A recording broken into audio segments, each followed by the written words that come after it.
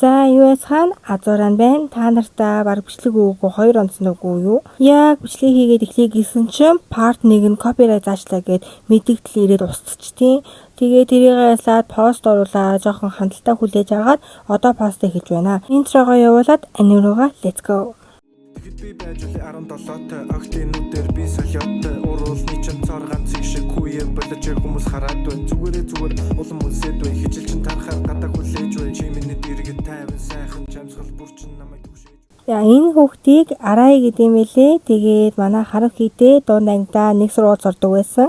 Манай охинч өөрийнхөө сургуулийн нэг ангийн болох Хикару болон Каору тэгээ сенпай танилцуулдаг. Гэхдээ сенпай нь өмнөх анги дээр өөрийг сенпай гэж бити дууд гэснээс болоод сенпай биш таньдаг нэгэнгээ танилцуулчихдаг.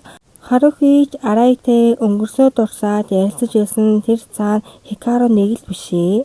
Шар уст маань танил нэгэн гэдэг үгтэн бүр говндоод тэг бүр цаасаараа овоо байгуулж байдаг. Баячуудын сургууль руу явсан болохоор нэлээ санаа зовж байсан чи үнэхээр сайн байгаа бололтой гэд Харухид хэлдэг. Харухич тийм ээ үнэхээр сайн байгаа гэж хэлдэгч тэр цаана Хикару цаанаасаа л нэг ууртай гинэн зангаа гаднуудаа яачаад байгаа гэд муулаад байдаг. Наад Арай чи угаасаа Харухид сэтгэлтэй ойлгомжтой байгаа дээл гээ хэлдэг заяо. Харухич тэсгээ байгаад Хикару гэд орилсон. Яг үндэ энэ Арайко маань бүр сэтгэлтэй байсан нэмээд сэтгэлээ илчлээд хаягдсан л гэж байна. Үүнийг сонссон бүгд гайхдаг. Нэмээд Харухи бүр шоконд ордог заяо. Дунд ангийн 3 дугаар ангиа төгсөж байхдаа Харухиг Баячуудын сургууль руу явах гэж байгааг сонсоод адилхан сургууль руу явахыг хүссэн юмсан гэж хэлдэг. Харухи яг үндэ дунд сургуультай бүр өмнө хүмүүс байдаг заяо. Манай энэ бүр сэтгэлээ илчлэхээр 2-3 удаа үг хэлсэн ч ерөөсөө тоодоггүй. Сүүлдээ бүр гарнаас нь бариад ааш дээр үгээ хэлчихдэг заяо. Тэгсэн энэ Японд ааш дээр нь хайртай болон хамт явъя гэсэн 2 үгний утгыг илэрхийлдэг. Манай Харухи шууд хамт явъя гэдэг утгаар нь аваад тэгээ хамт захирлын өрөө орё гэж хэлдэг. Тэгээд л хаягдаж байгаа юм да. Үүнийг Харухи сонсоод бүр амар гайхаад нөгөө эдэнч нөгөө залуу өөрөвдөөд заяо. Харухич жилийн дараа зохих ясны хариугаа өгдөг. Манай залууч би дахиад хаягдчихж байгаа мó л гэж байна. Харухигийн хаашаа ширтэж байгаа мэдэгдэхгүй тамуухан харц. Өөртөө ярихаар наашаа хардаг шудуухан харцад нь дуртай. Тэгээ тэрнээс нь болж хайлаж ирсэн гэж хэлдэг. Арайконы үгийг сонссон шар ус маань юун готрох би чиний над мэдрэмжиж ойлгож байна гэд шууд ойртоо дотносож авнаа. Мэдээж хост клуб ихэд бөөндөө Арайконы надаас Харухигийн дунд сургуулийн тухай асуудаг. Тэгсэн Каору Хикару ч очихгүй мүү гэсэн ерөөсөө очдоггүй заяо. Тэгээд тиймэрхүү хүмүүс худлаа дандаа л өнгөрснөө гэж харж идэг. Харухи чи бид хоёрын найзтай гэж ярьж байгаад манай Харухигийн уурыг хүргээд алгадуулаад авдаг. Хикаруч төсөлгүй яагаад л хуучныхаа хүмүүс рүү ойртоод байгаа чи бид хоёрын найзтай гээд уурлаад яваад өгдөг. Каору сая чиний бороо байлаа яваад уушлахгүйсэн дээр байх таа гэсэн Хикарууд бол уушлахгүй бодол бүр тэг хөв заяо. Тэгээд манай Хикаругийн оронд Каору хурж ирээд уушлах гуйдагч түүнийг нь Харухи анзаарчихдаг. Уушлах хүсээд гуруулахнаа болцоонд явъя гэж Харухид хэлдэг. Үгүй тэгсэн чинь Хикаруг Харухидээ зүгээр болзуул гад Каору ийм төлөвлөгөө гаргасан байдаг заяо. Энэ Харухигийн өмсөн хувцсыг л харчих. Яагаад ийм хувцс өмсөн гэсэн энэ бүгд Каоругийн хийж байгаа ажил. Тэгээд энэ шар ус харшаад ямар хөөрхий ийм хувцстай түүнийг болзоонд явуулна гэдэг хайр юм гээд бүр амар уурлнаа. Энэ болзооныхон гол зорилго нь Каору Хикаруг өөртөөсөө илүү бусдыг боддог болоосэй гэж зохиож байгаа юм лээ.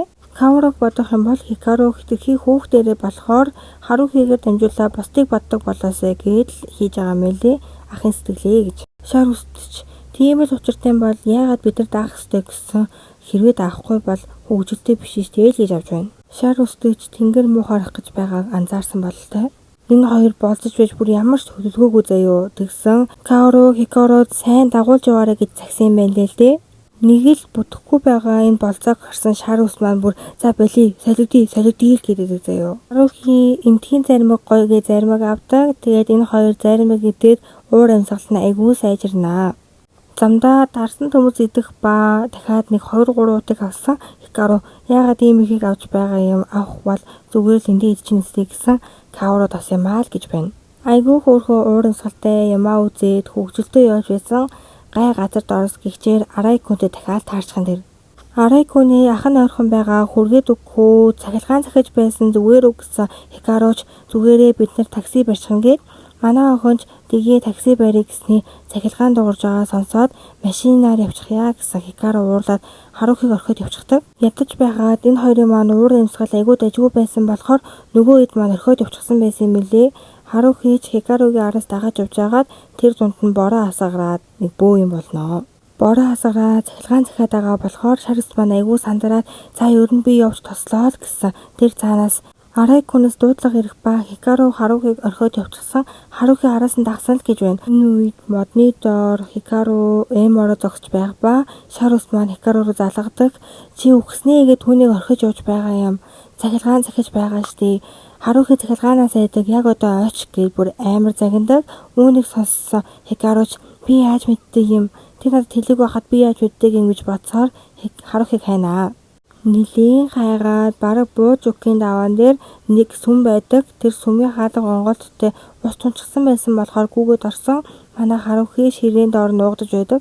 Хикароч аль болох хурдан түүнийг даавуугаар нүрөөж хөвчөө зөөлгдөг. Манай охинч баярлаа гэж хэлсэн. Хикаро маань гимшээд уушлаарай гэсэн ч манай охин түүнийг сонсч чадалгүй баярлаа гэсээр л байдаг. Ийхүү тэр аадармаатай өдөр дуусч маргааш нь Арайкунд харуус авчирдаг. Манай хэдч бөөндөө ураа гэж очдог ба Хикароч бороогоо хүлээсэн янзтай очингуудаа айгүй сайхан харцдаг. Нүдний шилдэж Каорогоос "Чиний тэр төлөвлөдсөн болзооноос ямар нэгэн хайрцагт үүсэн гэж бодоогүй юу" гэсэн. Хикаро "Тэнэг уучраас арай эрт байна л" гэдэг. Гэхдээ яаж ч батсан Харухид маань ямар олон хүн сайн болж байна. Бараг 4 хүн сайн болсон үгүй юу?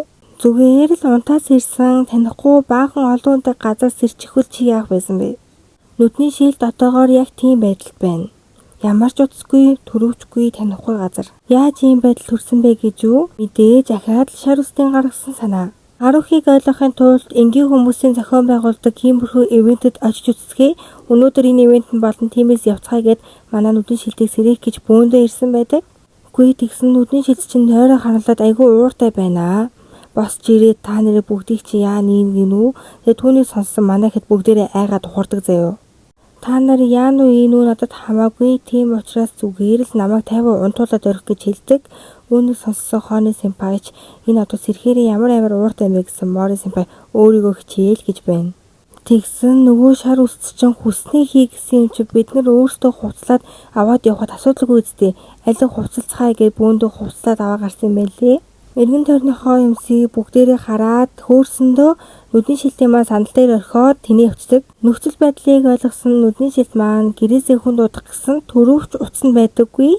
Тэгээд ядаж байхад өнгөц ирсэн болохоор өсөж өгөх гэж байдаг. Өсөж өгөхгүй дөрөвч нэхгүй утсан байхгүй ууралсан нүдний шилт шар үстийг алднаа л гэж байна. Нүдний шилтийг маань Азийн тэнгэр ивэвүү яв Харухидэд харчихдаг. Амар өсчихсэн байсан болохоор Харухид байгаа мөнгөөр хоол идэх гээд ирсэн. Ийм хоол идэж болж байгаа мүү гэд Харухи амар санаан зовноо. Харухигийн мөнгийг үрж байгаа дараа нь шар үстээр 2-3 саяар нугаж төлөвлөнө л гэж байна. Харухид захиалгаа өгч байсан тэр касн дээр зогсож байсан охин манай нүдний шилтийг сонирхоод бараа ингэ танилцуулдаг. Дааш нүдний шилт маань өлсөд ууралчихсан байгаа болохоор айгүй ууртай хүндий харцдаг. Харухи ч нүдний шилтийг голохгүй гараар идэж байгаад нь гайхаастай. Манай нүдний шилтч иймэрхүү холыг угаасаа гараар идэж байж ламттай үздэй гэж хэлдэг. Хэдэн охтууд ч нүдний шилтийн минь харангуудаа хамт сойгээд ирдэг. Манай зүш нэг тоос юм байхгүй тэгээл гэдэг. Харухи ч тэрийг харангуудаа үнэхээр уурлахаар амар эвгүй юм а. Төрөлхийн хост клубын юм шиг л байдаг байсан. Ууралсан тий сондог хүн юм гэж хэлдэг. Манай охинч дотроо тамиг хүнтэй яаж дотносдог байна гэсэн нүдний шилт шууд л бодлыг нь уншчихдаг. Сонирхолтой болохоор л шар үстэй найзалдаг. Учир нь би эйгол гэж байна. Үүнийг сэмпай сонсвол уйлан шүү гэсэн үгүй тэр зэхгүй. Тэр миний мэдэх хамгийн гэгээлэг нэгэн гэдэг.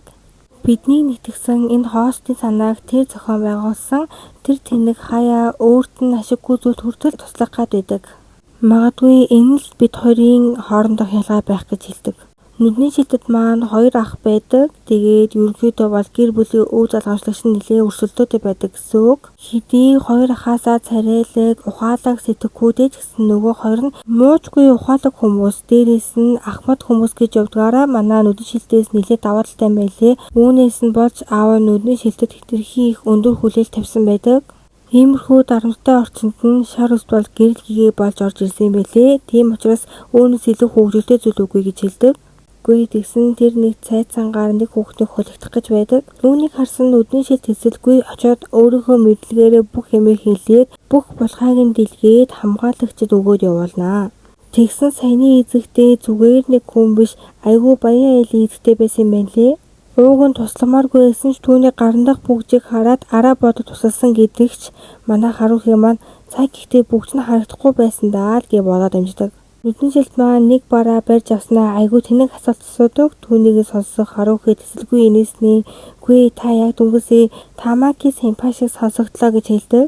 Харухиг сонссон нүдний шилтэй маань ууран жоохон гарсан уу ярдэ. Энэ Тамаки болон хоёр ихэр таалагдах байх та Харухи төрөвчээ л гэж байна. Яг энэ үед манай хэд балайг нь авч байна. Амар гоё зугаацаа тоглоод байж исэн нэг жүжиг шиг юм эхэлнэ. Тэр жүжигт нь ягаад ч юм рэнгэ тоглож байдаг. Манай хэд ч ойд энэ рэнгэтэй арай л их таарад байна уу даа л гэж боддог. Тэгсэн рэнгэг маань та нар даалгавраа хийгээгүй болохоор энэ охиныг бидний барьцааллаа. Яг одоо даалгавраа хийл гэж байна. Үнэн шүү, та нар даалгавраа хийхгүй арай нэмчлэг үзээд байгаа юм шүү. Даалгавраа хийцгээрээ. Рэнгэж туслаарэ орон хосто гэж хэлсэн. Тэр цаанаас нэг орон хостыг гар утастай слендермен юм уу гаргаарч ирээд рэнгэг минь авардаг. Гинэт хооны нүдний шил тань байгаа юм гэж асуудаг.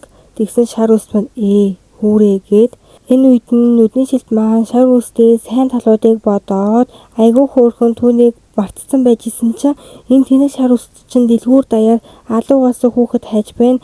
Метр 80 орчим өндөртэй нүдний шилтэй гээд зарлцдаг заяа. Саяхан л бүхнээ мартаад айгүй сайхан сэтгэлтэй байсан нүдний шилд маань тэр муу шар үстийг алнаа гэд Харухиг маань айлгаад хайдаг. Гүй тэгээд нүдний шил маань нөгөө үедээ олоод очисон тоож байгаа юм алга. Харухыг харснаа хамтаа тоглоё тгий ингээ гээд бүр нүдний шилийг тоодоггүй. Шар үстэйч Антонете гэдэг нэртэй шинэ нохоо авчихсан байдаг. Харухи ч нүдний шилтийг чи эгоист биш ээ. Чамайг тэр эзэгтэй тусалж байхдаа бүгжийг нь хараагүй гэдгийг чи мэдэж байна гэдэг. Үүнийг сонсон нүдний шилт маань энэ ч л өөрөө сонирхолтой гэж хэлээд үлддэг. Энэхүү манай аниме маань 14, 15 дугаар анги дуусч байна. За тэгээ цаашаа дахиад 11 анги гараад дуусах гэж байна. Тийм болохоор аниме үзчихэд сайхан сэтгэл үлдээгээрэй.